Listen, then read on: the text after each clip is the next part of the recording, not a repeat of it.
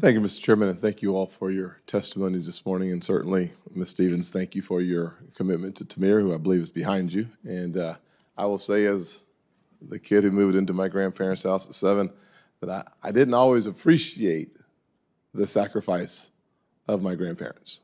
The truth is that it takes time and age before you can look back with 2020 vision and say, my gosh, how blessed was I? And so sometimes you love them, sometimes you don't love them. We're talking about your grandparents, but the truth of the matter is you always love them. You don't always express it well. And so I'm sure that Tamir and I have that in common. I'm sure that he loves you beyond recognition and appreciates your sacrifice. Frankly, the fact that you have 10 other kids that weren't your kids that you were able to help, not only help along the way, but you helped them graduate from school as well, which is a testament to your sacrificial love and support of your community. And we need more examples like that. If each one would reach just one, not 10, but just one, our country would be certainly better off. So thank you for your sacrifice. You did touch on the topic of resources and the importance of finding support groups and support systems. And I'd love to talk for 1 second with Ms. Clifton about the importance of legislation that may provide more resources. Certainly the CCDBG grants that come through the Reauthorization Act that for the first time makes kinship care families and children with parents over 65 eligible for support regardless of work or income requirements. Kim, I would love to just have you talk with us about the child care experiences in South Carolina from a grandparent's perspective and explain how this bill could provide more resources. I think it's really important. One of the biggest challenges that kinship caregivers and grandfamilies face is finding child care.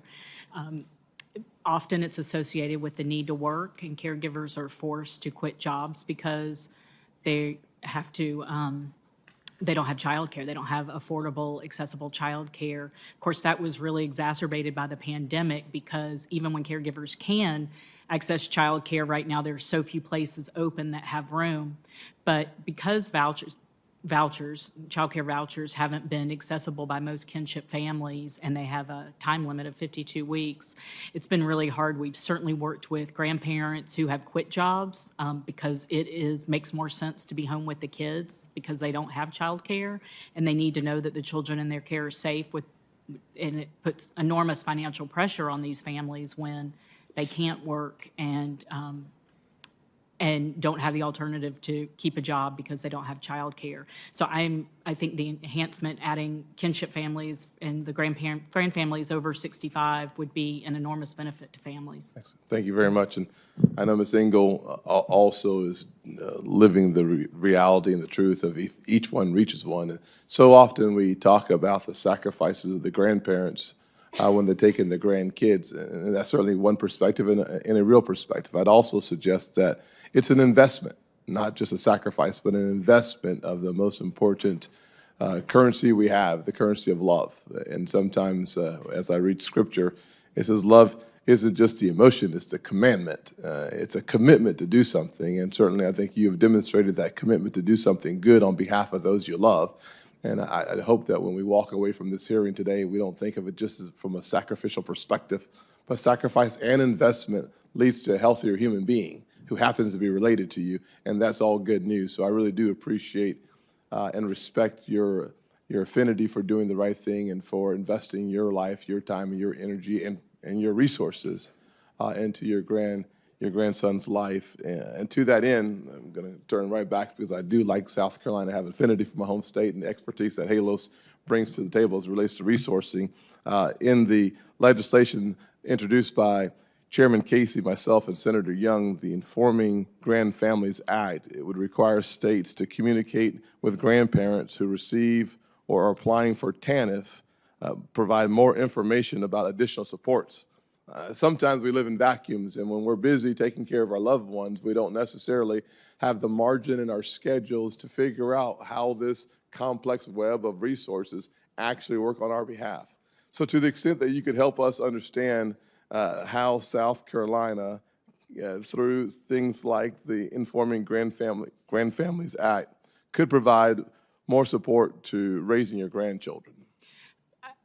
think that would be an enormous benefit. Right now, often grandparents don't even know they can access TANF, and that can be very cumbersome trying to apply. We deal with many families that get rejected, and then we help them navigate the system and advocate because they are eligible regardless of income through child-only grants. But if they were given more knowledge about community resources, any benefits they may be eligible for, it would be great, because what we know is kinship caregivers and grandparents raising grandchildren, are less likely to know about resources even when they exist. They're less likely to have knowledge of them or be able to access them. So utilizing TANF is a way to provide resources for families, because many of them do access TANF, would be a huge benefit. Excellent. Yeah. Thank you, ma'am. I know I'm basically out of time, so I won't ask another question, but I will prepare you for another question.